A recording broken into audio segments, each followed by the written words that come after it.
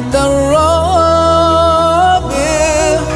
سامح واصفح واغفر واعفو، قدرك يعلو قلبك يصفو. سامح أنت الرابع.